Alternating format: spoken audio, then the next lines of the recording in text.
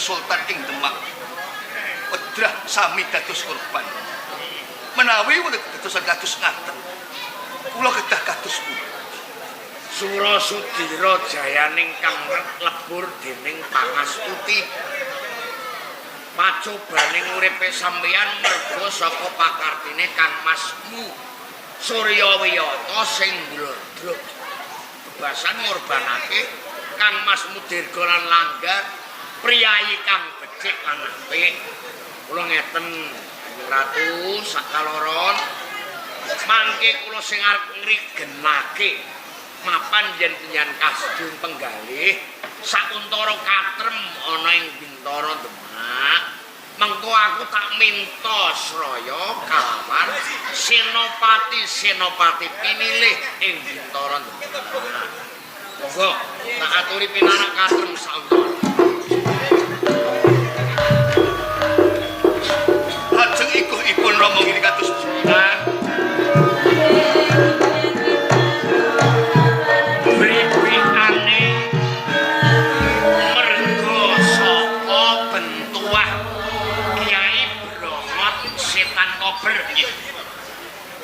Kang kaya saka tunduk gelung ingkang kanggo Ratu Mas Nyawa kanthi srah-srahan katur almarhum Dirganegara.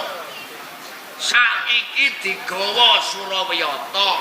Aku yakin perang campuh antarane Kangsa Medura dalasan Brongot sithik akeh kembang kacangi pugut.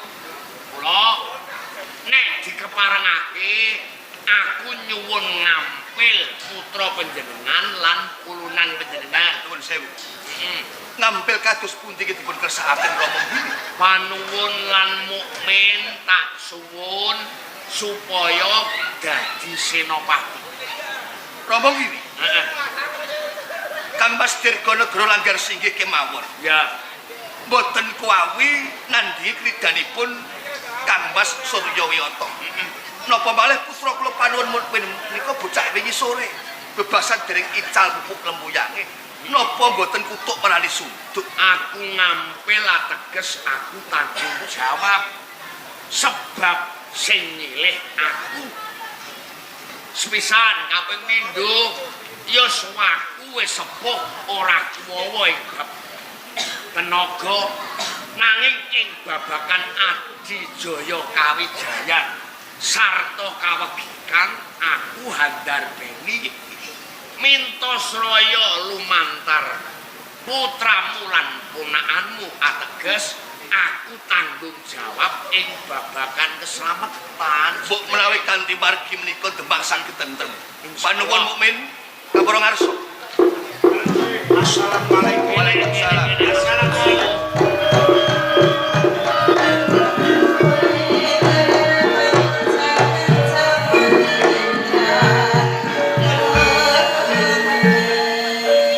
Panuwun mukmin paring jauh kajeng. Mesti wae kaget Rama timbali ana ing pendho. Kados sinebak simo ingkang galak. Nembe kemawon wonten ing bangku pamulangan wonten urusan saged mboten saged kula kedah marang swan wonten ing pendhaki aduh Demak. Saya paman. Kula pinangka kapurunan panjenengan piyambak. Menawi kula gadah kaluputan tumrap negari, pidana menapa ingkang badhe kula sandhang, kula namung sendika nglampah. Mukmin panuwun aja gladuk ati kurang ing panompok. Nganti Rama nimbali sliramu sakaro jalanan Demak wektu dina iki lagi ora tentrem. Rama kiri. Kula mboten saged kumecap dumateng putra-putra kula mila. Monggo kula aturi paring dawuh. Mas Putu mukmin lan panuwun Paring dawuh eyang. lenggahe ramamu pinangka pandang pengayuman ana sarusi kuning urip. Kabar lelayu wakmu Dirganegara lan Langgar Singgih gugur. Innalillahi wa Sing kaping pindho wakmu Suryawiyata ing bagan lasem murka kanthi laku amarah kepengin handarbeni Bintara Demak. Lah Sliramu saka ing pamulangan ajar ngenani bab tata agama lan ageman. Tinimbalan ingkang ngersa dalem Rama supaya nindakake jihad fisabilillah. Tegese Wakmu Suryawiyata iki susup sajroning daging mungsuh sajroning selimut tumrap ramamu kang saka kuwi sira sakaloron kinalungan ronce kasenopaten kang supaya dadi duta sadu pranaweng kapti utawa pangusepan karta tegese cilik ngendhakake wakmu gedhe magut yudha ngadani pupuh ning ana dalan sing tok tempuh ora ing palagan perang nanging nyusup ing Panti Kudus. Apa sebabe bentuae almarhum wakmu Dirganegara Brongot Setan Kober direbut wakmu Suryawiyata pugut kembang kanange iki ditayuh ana Panti Kudus. Aku yakin Sunan Kudus sawise nayuh ora bakal diagem ana hukume makruh kok menawa mesti dititipake Nyai Melati utawa eyangmu Sunan Kudus Putri. Ngerti to? Budal ing kono mlebu ing Panti Kudus. Siji kowe nandukake Turida Asmara, loro panuwun kudu bisa nyolong Brongot Setan Kober. Sebab nek Surawiyata ora kagungan Brongot Setan Kober atos gedebok pintu. Yang mrene sampun terang terwaca dawuh panjenengan. Iya. Benjang menapa kula tepi wajib ya. Selametake kurban ing Bintara tempat mertua. Sliramu sakaloron lan tunduk sing alia. Kados mekaten. Pamit ingkang Rama Sultan. Nyuwun tambahi pangestu. Muga-muga jagung Gusti jagung marang lakumu. Amin. Assalamualaikum. Waalaikumsalam. Assalamualaikum. Sepeng Sultan Rama Sunan Giri kados kudune kebak ing dedonga ayo tak derakake ana ing Masjid Agung monggo padherekaken.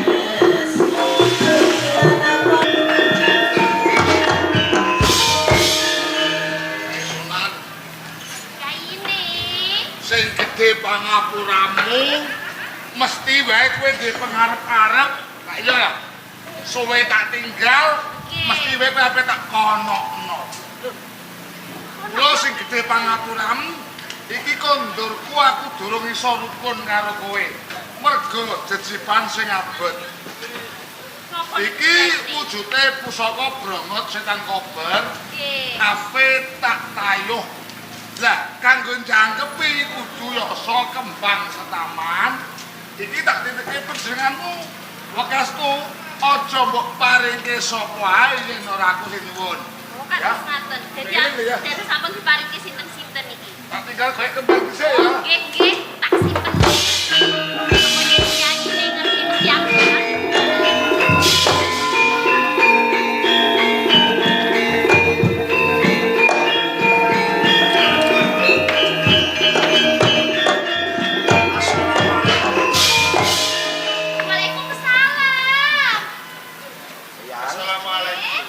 Tasih ikut kalian kono mau mboten ya, Yang?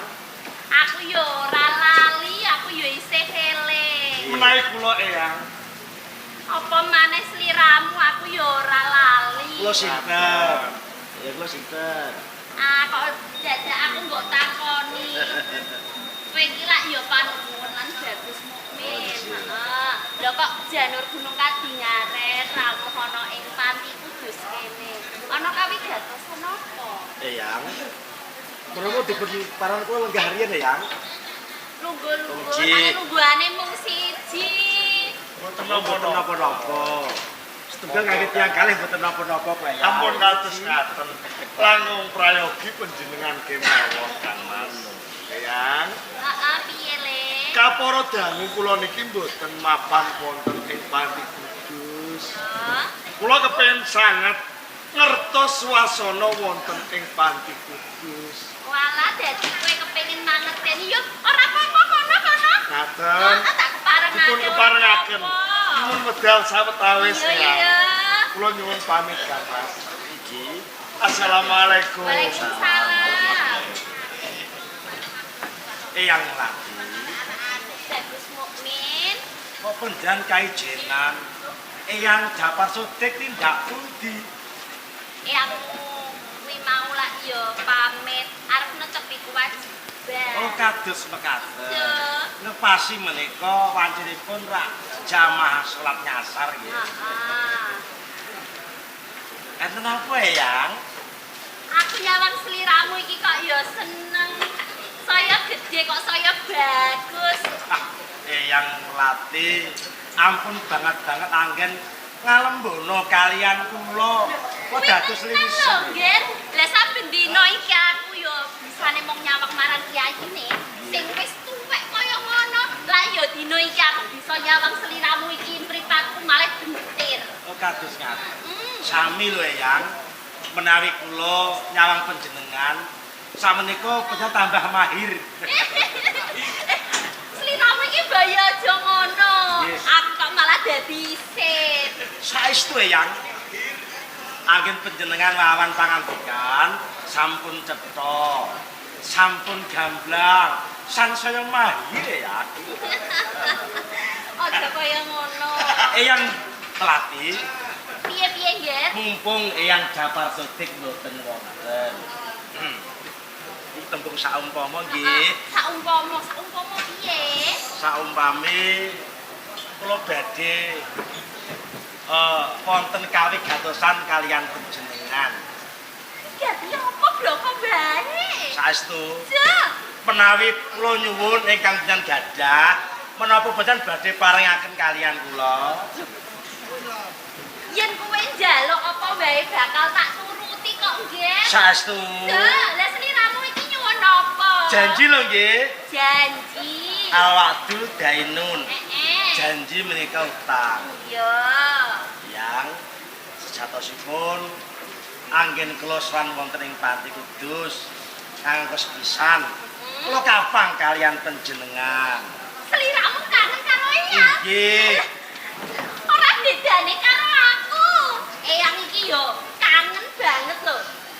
Lho bisa cedak karo seliramu ngene iki Eyang wis seneng, wis bunga. Saestu. Bisa. Kangen kok kalih Eyang. Kula badhe ngampil. Nampil. Nggih, Nampil opo nggih? ngampil ati panjenengan. Seliramu iki ana-ana bae lho ya. Senajan panjenengan mboten ngendika nanging kok saged kaosaken. Wis pisan penjan dangu mboten dipun ladesi dening Eyang Japar Sodik nggih. Seliramu kok ngerti bae. Nggih, Tanten menawi kula Candra kadosipun penjan menika lemes irang vitamin ya. Iya, pancen aku iki dina iki lagi kurang vitamin kok, nggih. Jumbuh kalian sowan kula. Kula mboten oleh-oleh kangge panjenengan. Dadi kowe nggawa oleh-oleh. Nggih. Wujude pelem golek. Pelem golek. Nggih. Lho, mongko pelem golek iki gedhe. Tur maneh dawa lho. Lah menika ora karemenan panjenengan. Mila tebih saking Demak dumugi Kudus. Kula mbetahaken pelem golek kanggean panjenengan. Peleme gedhi. Duwu. Malah Rasane seneng legi ya. Aduh. Pengen ngertos peleme. Monggo teng mriki kula ladeni ya.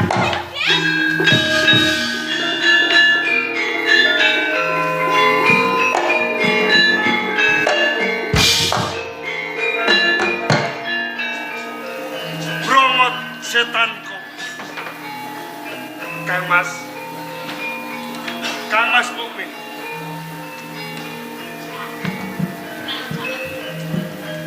Menika wujudipun bromot setan kok. Langkung prayogi monggo nilaraken wonten ing Pati Kudus.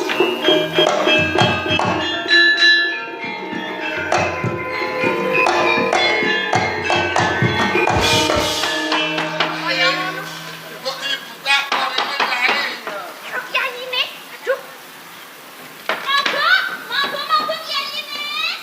Dadak ditutup kancing barang nopo. Lah kula niku lak teng griya piyambakan. Sik. Nggih, Kok ana tegesan ping kececer kamangka santri kudus ora ana sing ngrokok kok. nggih mboten kula nonton kiyayine. Nek nganggo mbok yo ditata. Lah nek ngenti para patriot contoh sing apik. Nggih, ngapunten ning Iki kiyayine. malah bengesmu kok pating kecane. Lho. Mosok nggih to kiyayine? Kai Nggih. pusaka sing tak titipe ning endi? Pusaka. Ya. Kula pendhetake riyen nggih kiyayine. Pusaka ndak mukmin karo para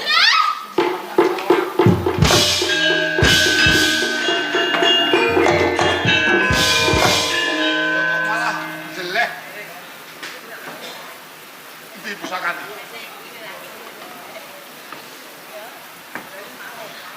Ngapunten kiyayine. Brongot setan kober aneh kiyayine.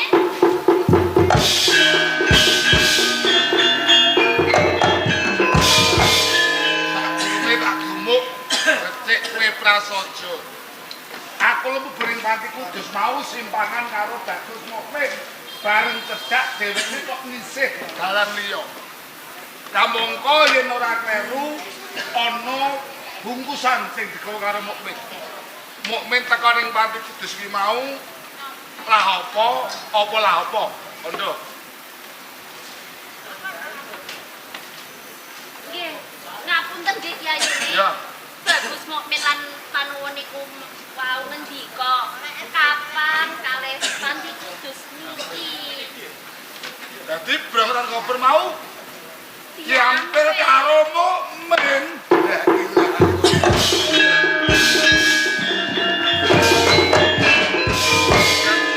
Ya. Kok pusaka mbok ampilke?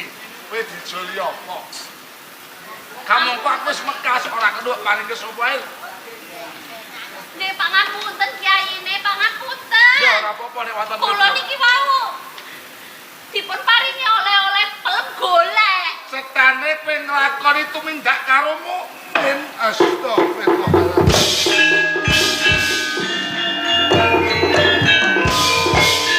Hai Sunan, la tahriju jina aja cedhak perkara siji utawa jina. Ning mung mergo kowe diwenehi kuwi setan kober mbok paringi karo Mukmin. Ning gumunku Mukmin. Akeh wong wuta ndonga karo Gusti Allah, muga-muga ngerti padaning jagat, ngerti keweke kae ora. Ning ana nek Sultan. Mukmin kae mripate ya genah. Nek kowe garwane Nyai Sunan, gawe Sang Kudus. Ning Mukmin ora ngerti yen kowe garwaku ning ngono padha karo wuta kae.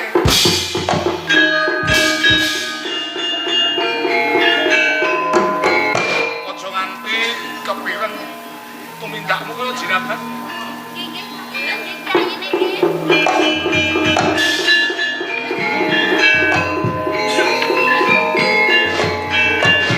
Dipun Guru. Wonten menapa? Beng, aku bakal nyumpah karo kowe. Iya, Terokke apa sing tak aturke ya. Rama Kudus, Rama Kudus, kula sumpah kula sumpah mboten badhe nesu kalih sampean. boten badhe nesu kalih Nek sampean. kula nesu karo sampean, Nek kula nesu kalih sampean, kula gelem mlebu neraka. kula gelem mlebu neraka. Tak kabari jebeng, Pripun? brongot setan kober sing mbok titipke digawa mlayu karo Mukmin. Lho.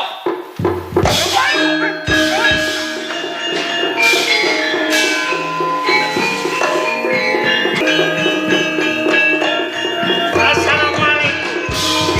Waalaikumsalam. Paman Suryawiyata. Bagus Mukmin. Ujuripun kula panggih kalian panjenengan. Sejatosipun kula pengin sareng wonten ing kelas. yen kowe sowan ana ing Panolan ana wigati apa?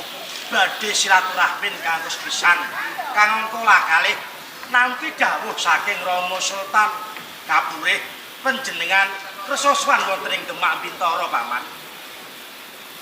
Bagus mukmin lan kowe panuwun paring dawuh. Iki perkarane wong tuwa. Aja bocah cilik, aja melu perkara iki. Monggo dipun penggalih kanthi tirtaning kawicaksanan panjenengan lan Paman Sultan saking Demak Bintara. Sami-sami wedrah menawi cengkah ingkang kados ngaten. Lajeng kados pundi alokipun para kawula. Kula suwun kanthi sanget dumateng panjenengan menawi tetela wonten perkawis monggo dipun rembah kanthi saranane menika lurus paman. Kowe sak kloron aja tutur lawan wong tuwa. Kula mboten wantun tutur nanging merga dina iki Brongot setan kober ana ing tanganmu. Nggih, panci kula dodo. Sawentara kula ngampil brongot setan kober. Kowe ngampil brongot setan kober. Nggih, monggo brongot setan kober kuwi bentuah ing Panolan. Tak jaluk brongot setan kober. Paman, kula badhe ngulungaken brongot setan kober. Nanging wonten syaratipun. Apa syarate? Menawi kersa saking Demak Bintara. Piye?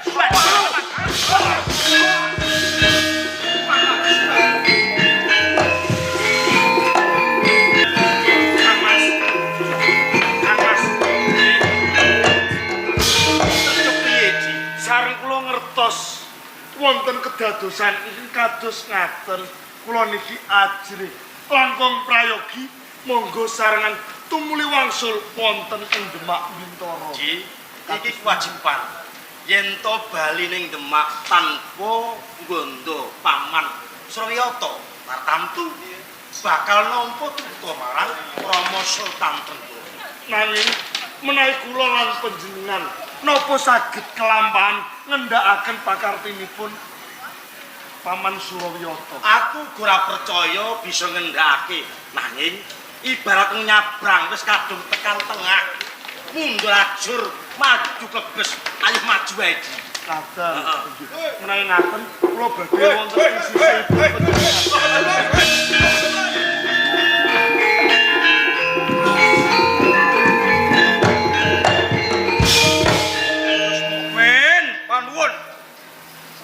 Upamake kowe bocah sing durung ilang pupuk rempuyangmu wis wani kelawan wong tuwa. Loh, iki kok wis wayahe salat lan sembahyang nyembah marang Allah Subhanahu wa taala.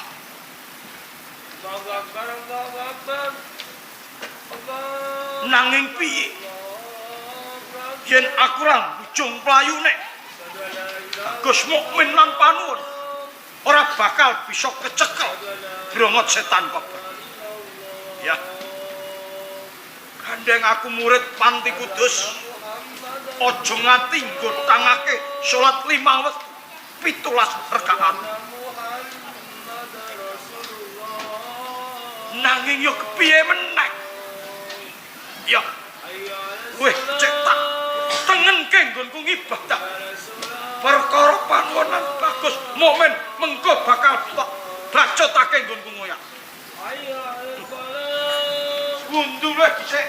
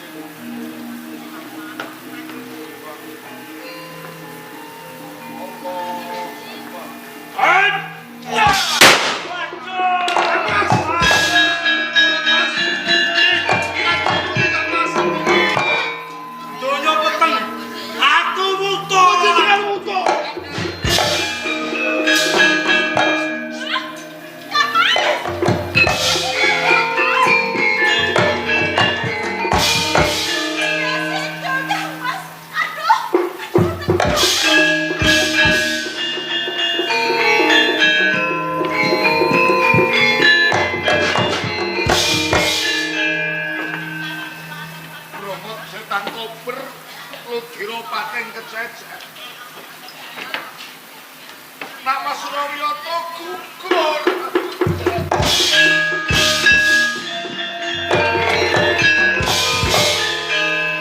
Garwamu sedo kunduran jebret.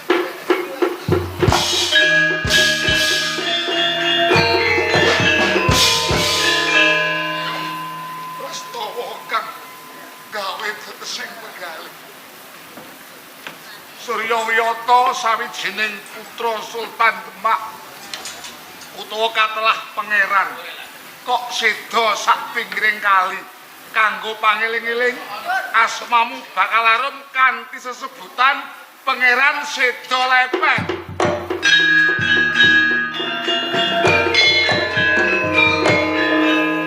Barengi putramu lahir garwamu seda kunduran. Brongot setan kober bakal tak paringi marang putramu besok kanggo pangeling-eling. Punan jabang bayi miyos kakung lahir kok nganti penangsan sak pinggiring wit. Besok katelah utawa jejeneng penangsa.